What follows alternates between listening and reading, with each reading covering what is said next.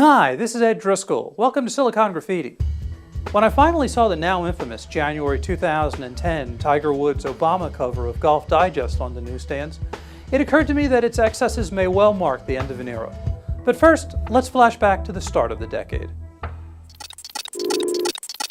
After 9/11, resigning themselves to being out of power for many years, and believing that Republicans in Congress were governing far more conservatively than they actually were, congressional Democrats and the mainstream media ignored the wisdom of the Clinton years and tacked back to the same far-left redoubt that they occupied in the years from 1968 to the early 1990s.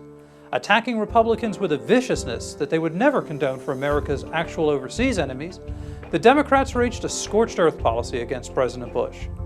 In 2008, they nominated Barack Obama, a young freshman senator from Illinois, to run for the highest office in the land. The so-called legacy media, the newspapers and television networks, abandoned by large swatches of their former audiences for the speed and diversity of the blogosphere, saw Obama as their salvation, and the mythological prose they wrote about this inexperienced yet charismatic young senator was as naive and filled with magical thinking as their coverage of President Bush was bitter and cynical. Before Reverend Jeremiah Wright became a household name in March of 2008, Obama was frequently compared to Tiger Woods, who had, a decade earlier, encased himself in a post-racial aura, creating the persona of a squeaky clean, committed family man.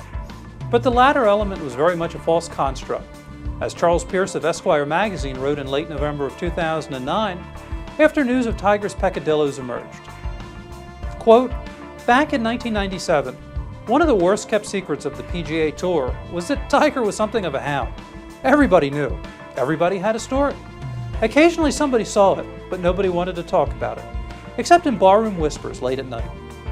Tiger's people at the International Management Group visibly got the vapors if you even implied anything about it. However, from that moment on, the marketing cocoon around him soon became impenetrable. The Tiger Woods that was constructed for corporate consumption was spotless and smooth, an edgeless brand peddled to shakes and shakers. The perfect marriage with the perfect kids slipped so easily into the narrative, it seemed he'd been born married." Unquote. One of the reasons why the legacy media bled so much of their readership over the past decade is the slowness of their medium when compared to the World Wide Web. The January issue of Golf Digest is an incredible case in point. Its cover was first previewed on the web in late November, shortly before the Tiger Woods scandal broke, permanently shattering the carefully built narrative that the excerpt we read from Esquire alluded to a few moments ago. And that scandal transformed Golf Digest cover story, 10 tips Obama can take from Tiger, already a ludicrous premise, into a modern-day camp classic. In a way, it marks the end of an elite political class's pretensions in the same way that Lisa Birnbach's Preppy Handbook of 1980 and David Brooks' Bobos in Paradise from early 2001 took the wind out of earlier American blue bloods. Golf Digest's photoshopped cover features Tiger Woods caddying for President Obama, but the real caddies are on the inside. Thomas Friedman of the New York Times, Joe Conason of the New York Observer and Salon, and Golf Digest contributing editor Steve Rushin remind readers that hack is not a term reserved for the fairways. Thrill to Steve Rushin proclaiming, quote, "Their games are separate but similarly rarefied, though the president is playing for higher stakes. Woods won the Buick in 2009. Obama bought Buick in 2009, unquote. Gee, I thought it was the taxpayers who were footing the bill for that purchase. And the unions might also have something to say with President Obama being the sole owner of Buick and the rest of government motors. Elsewhere in the magazine, the New York Times' Thomas Friedman proclaims that Tiger Woods demonstrates, quote, "a level of intimidation so complete, I cannot think of a parallel in any other sport. It is earned not just by winning, but by demeanor. Polite, gentlemanly towards opponents, though totally focused on doing everything to win all the time. President Obama could use some of that. It is not that he lacks toughness, but he is not yet intimidating. You have to win some diplomatic or political majors to have that authority. Winning passage of universal health care?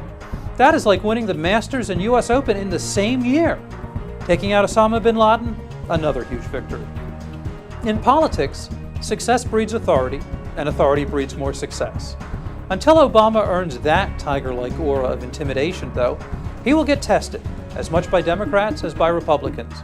Once those points go up on the board, he will be playing like a guy with 19 majors, and Oval Office visitors will be a little less willing to say, No.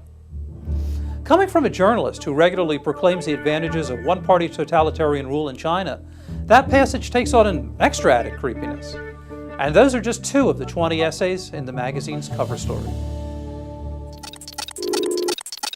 Amongst all of the lengthy essays proffering advice to Obama and Tiger, perhaps the smartest suggestion was found in the piece with the shortest word count. Just 1 sentence from golfer Lee Trevino at the conclusion of the article.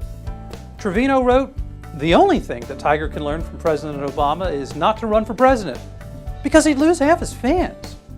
But then, a similar fate can befall a golf magazine that puts politics ahead of common sense. I'm sure they'd love to declare this issue a mulligan, but it's too late now. For Silicon Graffiti, exploring the back nine of politics while dodging the occasional sand trap on the internet, I'm Ed Driscoll. For